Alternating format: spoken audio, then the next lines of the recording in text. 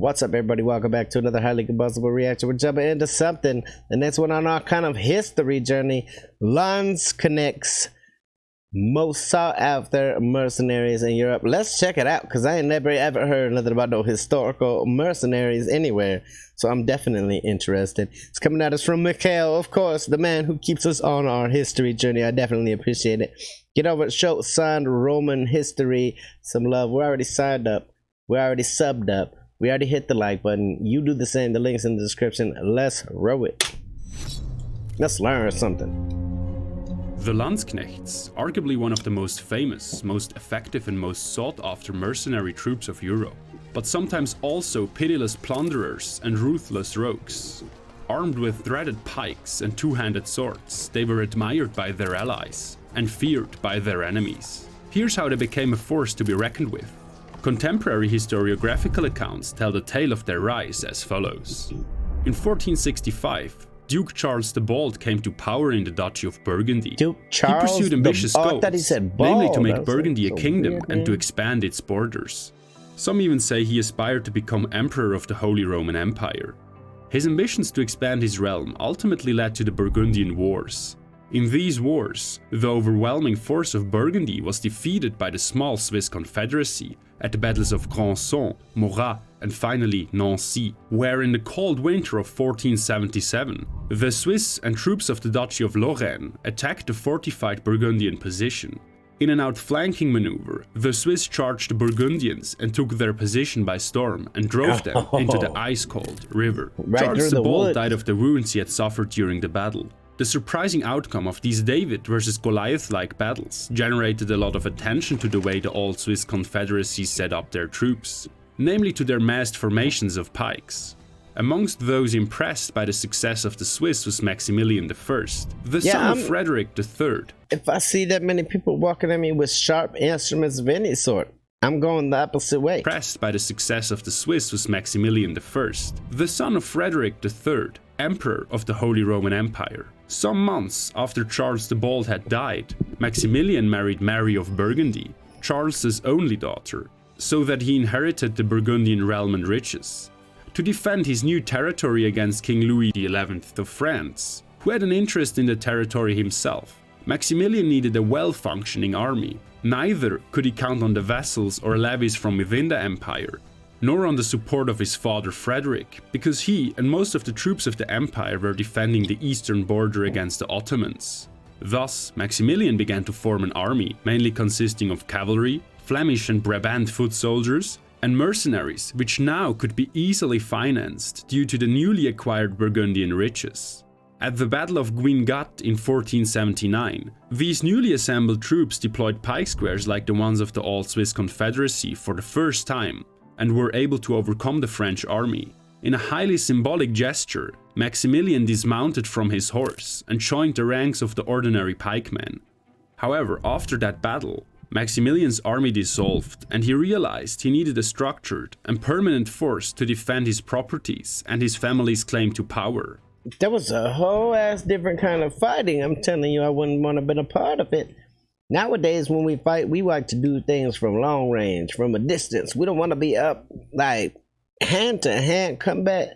That's the last course of action. That's just like some emergency shit. You don't go into it thinking, I'm going to fight somebody. You go into it thinking, oh, I'm going to get somebody from far away. Like, this was wholeheartedly different. You had to see their eyes. The records show that until the year of his coronation as King of the Romans in 1486, a title which bore claim to become Holy Roman Emperor, he had assembled two armies of 3,000 to 4,000 mercenaries. In the same year, these mercenaries are first documented with the term Landsknecht in legislative records of the Swiss Confederacy. The quality of the quickly assembled troops varied heavily, but Maximilian hired Swiss instructors to form his armies into potent fighting forces. From 1490 onwards, the Landsknechts swore an oath of allegiance to Maximilian, who wanted to make them the official imperial infantry, the Reichsfußvolk. But he never succeeded in this. Over time, the Landsknechts entered Imagine wanting to make a bunch of mercenaries your army. I'm saying it would probably be pretty damn expensive. Fußvolk. But he never succeeded in this. Over time, the Landsknechts entered service of various European rulers, including those of France, Spain and England. The term Landsknecht first and foremost referred to mercenaries enlisted in southern Germany, and distinguished those men from mercenaries enlisted in the territory of the Old Swiss Confederacy. That's the kind of problem between mercenaries though, right? They're gonna go to whoever has the biggest coin purse. However, it soon caught on as a designation for foot soldiers in mercenary services in general. There had been various approaches to explain the etymology of the word Landsknecht. Older research sought the origin of the word Lanz in the lances of the cavalry, while contemporary historians, such as Matthias Rock, state that it referred to, quote, those soldiers recruited from the land. In this case, the word land refers to the lands of the Holy Roman Emperor. Debates are ongoing and no arguments as of yet conclusive.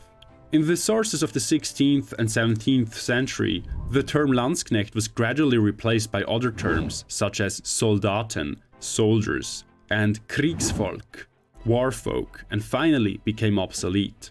With the rise of the Landsknechts, the market monopoly of the Swiss mercenaries called Reisläufer came to an end. This spurred an intense rivalry. It was drastically intensified during the Swabian Wars, which took place in 1499. In this conflict, the Old Swiss Confederacy fought an alliance of Maximilian I and the Swabian League about the control of the Habsburgian Confederate borderlands. The newly formed Landsknecht troops suffered humiliating defeats against the Swiss pikemen. They lost most of the numerous encounters except for some minor skirmishes. This caused blatant hatred between the Landsknechts and the Reisläufer. On one hand, this showed in insulting and frankly quite funny nicknames such as Sauschwab in Swiss German, Schweinswabian, or Kuhschweizer, Cow Swiss, an insulting term imposed by others, which would later be adopted as self-designation, thus giving the Swiss their name. On the other hand, encounters between the two were fought out in bloody, merciless struggles called Bad War. This means that no prisoners were taken, and that those wounded or captured were pitilessly slaughtered.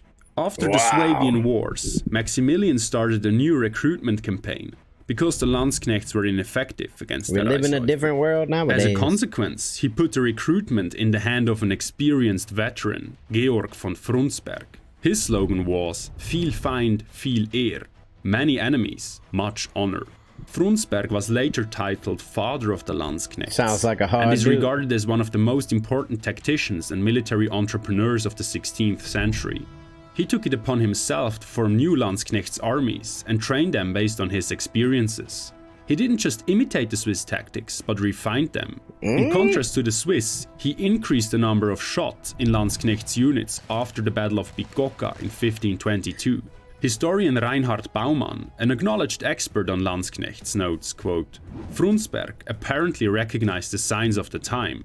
The future belonged to firearms. Yeah, it does. Quote. Frundsberg might have does. learned this from the Spanish at the Battle of Cerignola in 1503, where a few hundred Spanish gunmen shot the Swiss mercenaries to pieces in no time. In the later Italian wars, the Landsknechts achieved substantial victories, for example at the famous battles of Marignano in 1515, Bicocca in 1522, and Pavia in 1525. At Bicocca, Frundsberg was present himself and dug in with the Spanish, who again shot the charging Swiss and damaged them substantially, but left the remains of the Swiss pike squares for Frundsberg's Landsknechts to handle in melee. Growing success brought growing confidence. The Landsknechts began to negotiate with their employers more boldly and enforce their demands confidently. See what they I were say? conscious of the fact that their masters depended on their obedience in battle. Maximilian found it difficult to handle the Landsknechts' rising demands. Increasingly, they tended to commission themselves to other factions, and they plundered aggressively to get their share. That's human nature. We Landsknechts want lived more. one day We want in bigger. luxury We want better. and another day More in money. poverty. More everything. After they had been dismissed from service, they were left to their fate. They were little less than vagabonds and often strolled the lands in bands, plundering and begging as so-called gartende Knechte, ganged up baroques. Perhaps the most famous case in which a lord lost control over a Landsknechts army was the Sacco di Roma in 1527, when Landsknechts mercilessly plundered the city of Rome.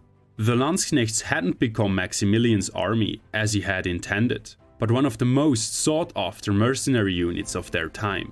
During the Golden Age, most Landsknechts came from Baden, Bavaria, Franconia, Tyrol, Württemberg and the Rhineland. This source area, confined to a culturally and linguistically relatively homogeneous region, fostered the cohesion of the units. Both recruitment and mustering were modeled along the Swiss prototype.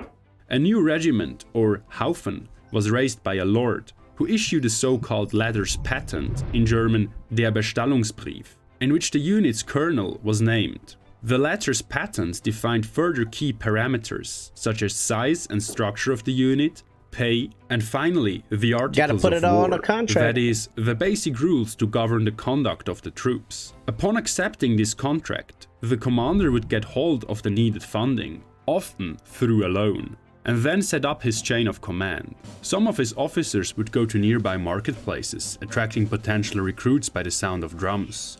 All men who registered on this occasion had to gather for the mustering at the time and location fixed in the latter's patent. The mustering followed a distinct ritual. According to military historian John Richards, aspirants had to parade under an arch of pikes or halberds one by one, so that the colonel of the regiment could assess their physical condition and the weapons of each man. Usually the term of service lay somewhere in between 3 to 6 months. At first, any man could enter a Landsknechts regiment. Poorer men, who didn't own their own equipment, could rent arms and armor. However, while career opportunities were equal in the early days, nobles soon became the preferred candidates for higher command posts. Men who had served already, so-called beschossene Knechte, literally soldiers already fired at, and very well-equipped men could demand higher pay. Poorly equipped newcomers, by contrast, would get paid less. So standard pay for men. a simple Landsknecht was 4 guilders a month, roughly double the pay of a stonemason. Let's not forget, though, that they had to bring their own equipment and pay for everything themselves. All the regiment provided was money. After the mustering, the recruits would get their first pay, and all chosen men were assembled and informed about their rights and duties. They then had to swear an oath of loyalty to either the emperor or the colonel. The order of ranks of a Landsknecht regiment was recorded by Leonhard Fronsperg, a military writer, in his Kriegsbuch. The highest rank was colonel. At his assistance was a lieutenant colonel, and each fan line, or company, was commanded by a captain. Each fan line consisted of 400 to 500 men, of which about 100 were heavily armored veterans, so-called Doppelsöldner. The fan line themselves were divided in rotten of 6 to 10 men, similar to platoons, which elected their leader, the Rottmeister, themselves. A Landsknechts regiment was organized along the Gemeindeprinzip, the community principle. This means the regiment speaks as a community, while the colonel represents the interests of the warlord. The community could elect officials themselves. It had a say when important decisions were made, and was included in judicial hearings. The Landsknechts' enforcement of law was especially infamous for the punishment of running the gauntlet, which meant that the victim had to run through 2 rows of soldiers who stabbed him with their pikes. While soldiers could be subject to this punishment, the camp followers could not. They were known as Tross, a retinue consisting of carts, pack animals, sutlers, butchers, bakers and innkeepers. This was necessary to supply the man with food, medical care, entertainment and much more. While camp life could be peaceful indeed, the Landsknechts' business was war after all. In battle, a Landsknecht formation consisted mainly of men carrying pikes, halberds and swords. Most famously, the so-called Flamberg, an immense double-handed sword resembling a flame. We've seen one Popular of those secondary weapons were short swords, often a so-called Katzbalga, and daggers. Over the years, the numbers shifted in favor of shot, namely arquebuses and later muskets, so that the numbers of pikemen in a fan line had shrunk to about 200 at the end of the 16th century. The combat formation of the Landsknechts was a pike square, similar to the Swiss Gewalthaufen. It was divided in vanguard, center and rear guard. When fighting, the so-called Verlorene Haufen, or Forlorn Hope, a small band of men fighting under a blood-red flag, stormed forward. The Forlorn Hope was basically a death squad, consisting of criminals, Landsknechts chosen by lot, and voluntaries. It served to breach the enemy ranks. from about 1522 onward. This was mainly done by the relatively loosely operating shot, which stepped forward and tried to shoot gaps into the enemy formation until the infantry had the best chance to attack. In contrast to the Swiss pike square, the Landsknechts were arranged in a stratified formation, meaning that lines of pikemen were alternated with men carrying halberds or swords. The first ranks usually consisted of Doppelsöldner, armed with pikes. In the center of the formation, an ensign waved the flag of the unit, passing on orders visually. He was accompanied by drummers and fifers. Before the collision, the pikes were lowered rank by rank. When clashing into the enemy formation, the first ranks wedged their pikes into the enemy. Due to the impact, some arms burst or slid through the bearer's hands. Immediately, the second or third rank pushed forward, putting further pressure on their comrades. If the Landsknechts succeeded to push the enemies back, and thus to disperse their formation, they advanced further and ran the enemy down. If the pike square was at risk to be encircled, the Landsknechts formed a hedgehog formation called Eagle, or Rädlein. To do so, shot and melee fighters retreated to the center of the formation, and the pikemen placed their weapons in all directions. The most important support weapon for the pike squares was artillery.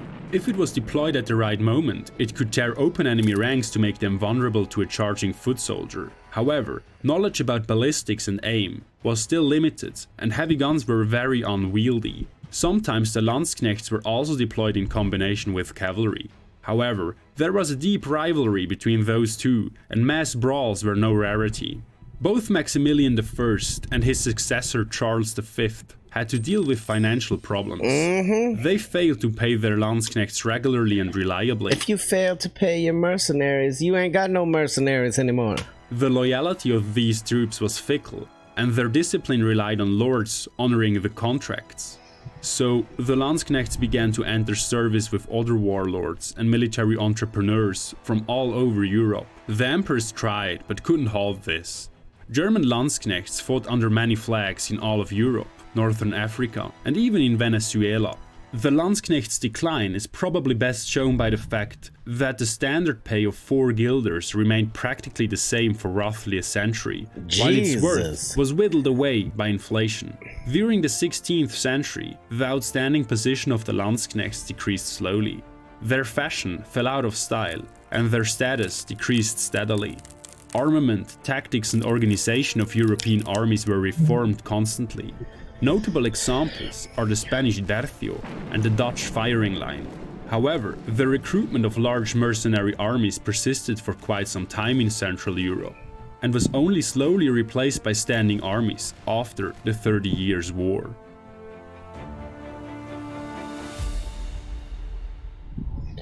Absolutely damn intriguing information. That's what we always learning something for sure.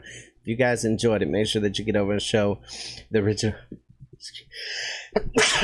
original poster San Roman history some love. We're already subbed up. We've already hit the like button. You do the same. Shout out to Mikhail for the interesting journey for sure. Never heard anything about any kind of mercenaries before, but I'm glad we have now. Smash the like button if you liked it, the dislike button, but I won't believe you. Check out the other video up on screen. Tell the next one I'm highly combustible. You guys be happy, healthy, safe, and let me to the moon and back. Peace.